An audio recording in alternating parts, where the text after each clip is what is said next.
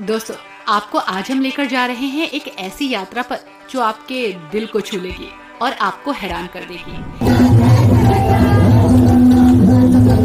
ये कहानी है पाकिस्तान के कराची शहर की, जहां भगवान जगन्नाथ की रथ यात्रा ने न सिर्फ भक्तों को बल्कि पूरे देश को हैरान कर रखा है।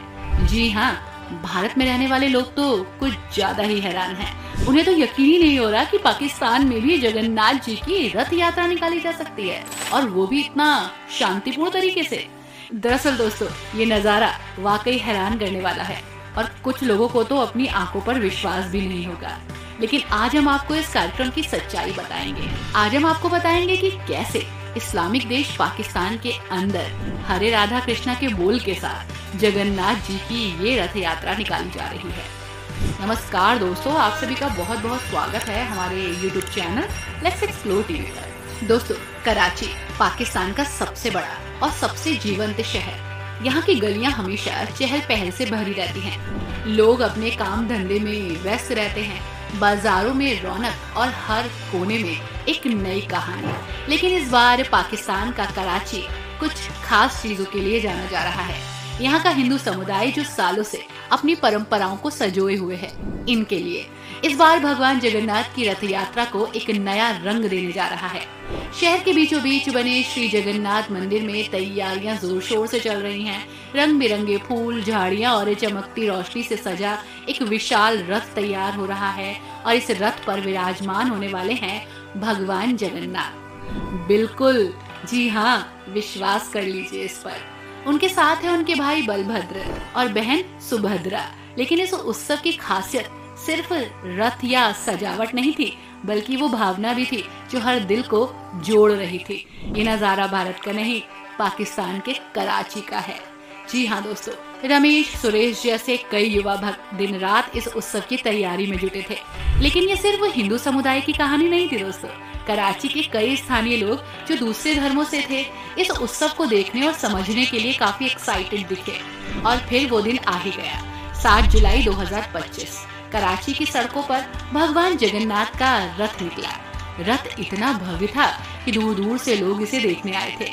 ढोल नगाड़ों की थाप, भजनों की मधुर धुन और भक्तों के उत्साह में माहौल को और रंगीन बना दिया। हिंदू समुदाय के साथ साथ कई स्थानीय मुस्लिम और अन्य धर्मों के लोग भी इस उत्सव में शामिल हुए थे दोस्तों। जी हाँ दोस्तों, शायद आपको हैरानी होगी, लेकिन ये सच है।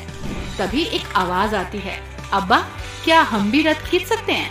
मैंने सुना है कि इससे पुण्य मिलता है और अल्लाह खुश होता है। तभी उसका पिता कहता है, भगवान का काम कोई भी कर सकता है, चल हम भी इस उत्सव का हिस्सा बनते हैं।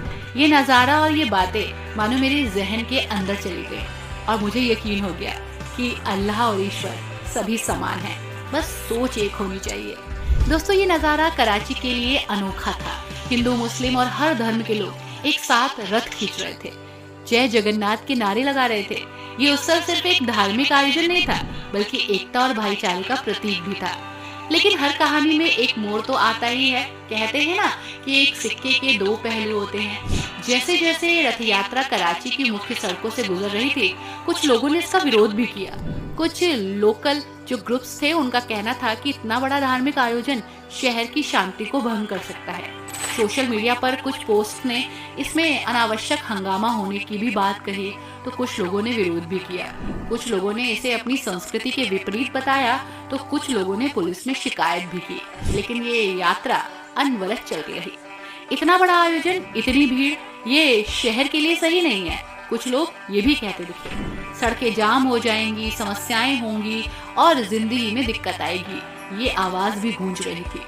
विरोध की आवाजें भले ही कम थी, लेकिन इसने माहौल में थोड़ा सा टेंशन दे दिया था।